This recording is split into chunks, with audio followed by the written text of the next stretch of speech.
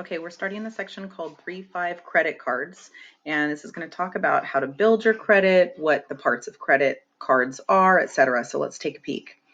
So starting here with advantages and disadvantages of credit. It's something that we have to live with, and yet at the same time, we wish we didn't need to, right? It's a love-hate relationship here for our credit. So one of the advantages is that there's no need to carry large sums of cash. To establish credit is going to help build your credit rating.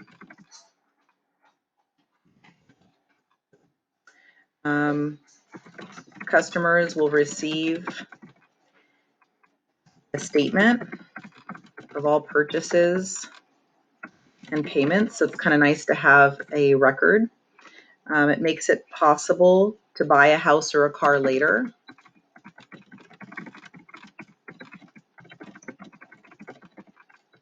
Because you've established your credit, and you're able to rent a hotel room or car if you have credit cards. Some of the disadvantages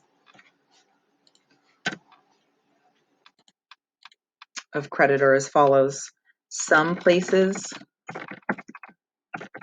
don't take credit. You need cash. It's very few these days, but every once in a while. One of the hugest ones is credit card fraud. People stealing identities.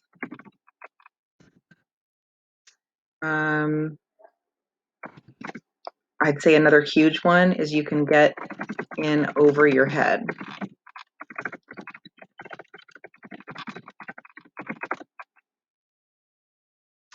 And have too much debt.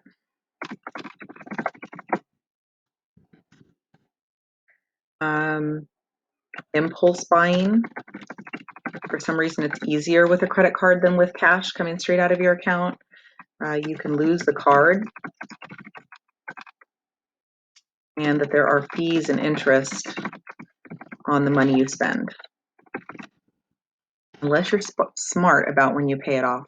So go ahead and add any other items that you think of to this list of advantages or disadvantages that you can think of to building your credit.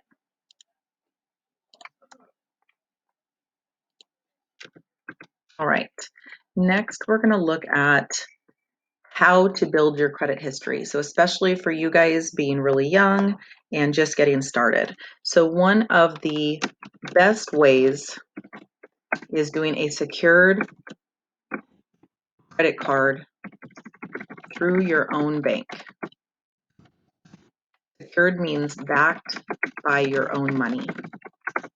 You need to be 18 years old at least, sometimes 21 with specific banks. Not all of us have this, but it's a great way. A parent or guardian co-signer, where you become an authorized user on their account. This can be a really great way to build your credit if somebody you know is willing to let you do this, and if they do pay their bills on time. You do not want to go on somebody's account who has bad credit or who is going to help you establish bad credit.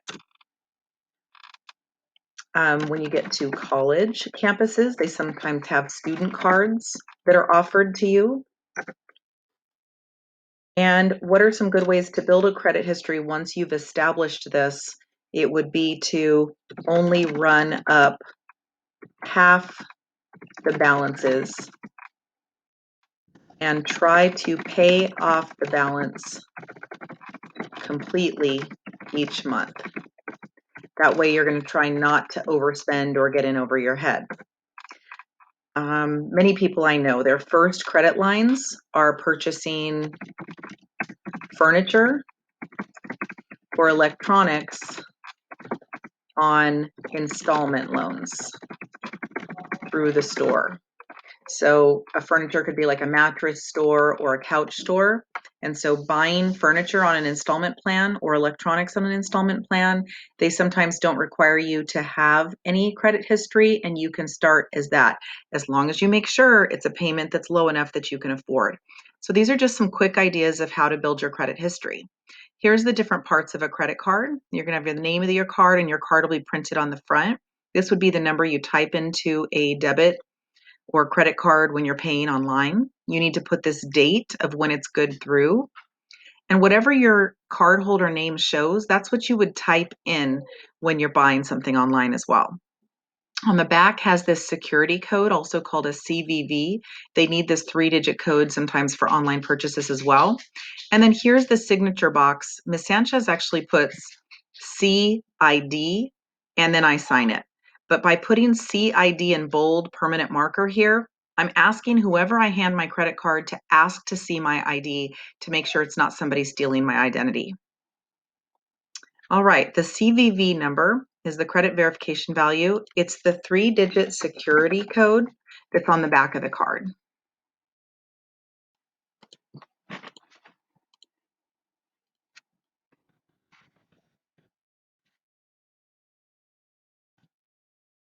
When a consumer purchases something in which they were suddenly attracted to and had no intention of buying it, that is your impulse buying. Means you bought it purely because you had that card. You wouldn't have had the ability to buy it otherwise, and so you buy it more easily knowing you can pay it back later. Incentives are the rewards that credit companies offer to lure in customers.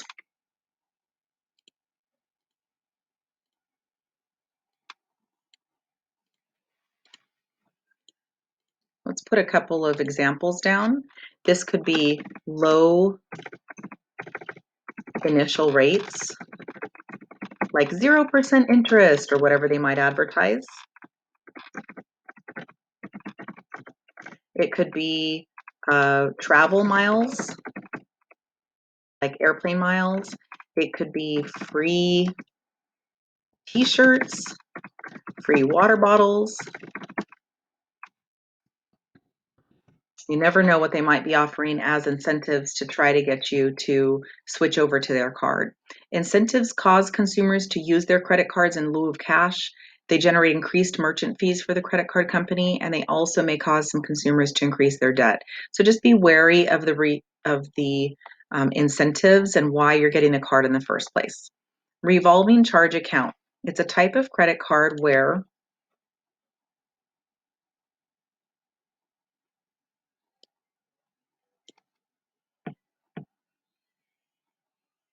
the entire bill does not have to be paid in full.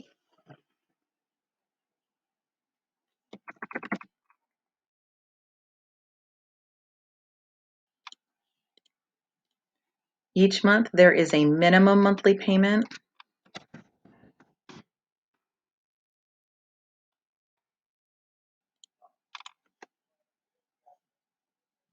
and a finance charge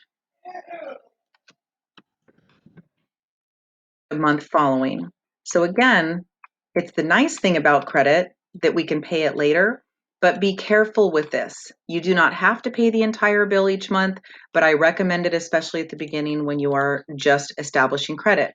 If you can't handle a monthly payment, you want to only charge maybe some gas and groceries that you can pay off immediately because you were already planning to buy those things. So it is a benefit.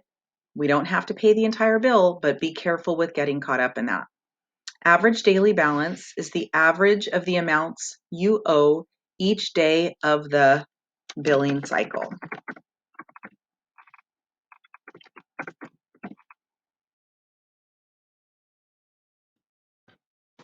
It changes as purchases and payments are made.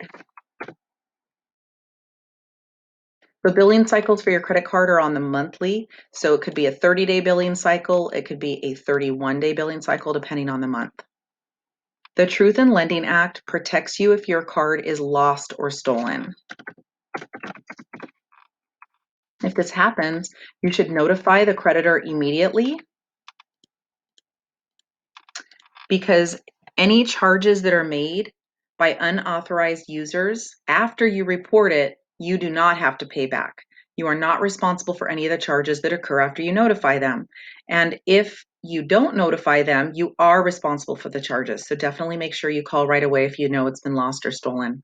The 2010 rule is our final vocab. It's a conservative rule of thumb for other consumer credit not counting a house payment. So this could be all installment loans like a car loan or a student loan, and this could be credit cards.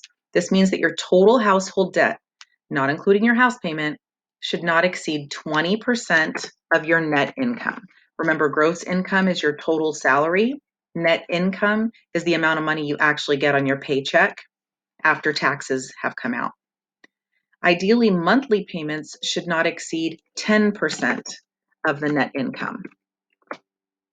And we'll practice some of these calculations later.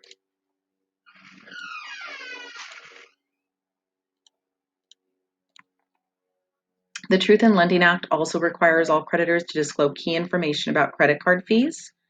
And this is called the Schumer box. This is named after this senator who sponsored this legislation to make sure that all consumers had the same information from each company. If you go ahead and double click on this one, it brings it up in a draw tool, and that you can go ahead and select one of the drawing sections so that we can circle some important information on here. You can even use the shapes and grab a circle if you want to, or an arrow if you want to.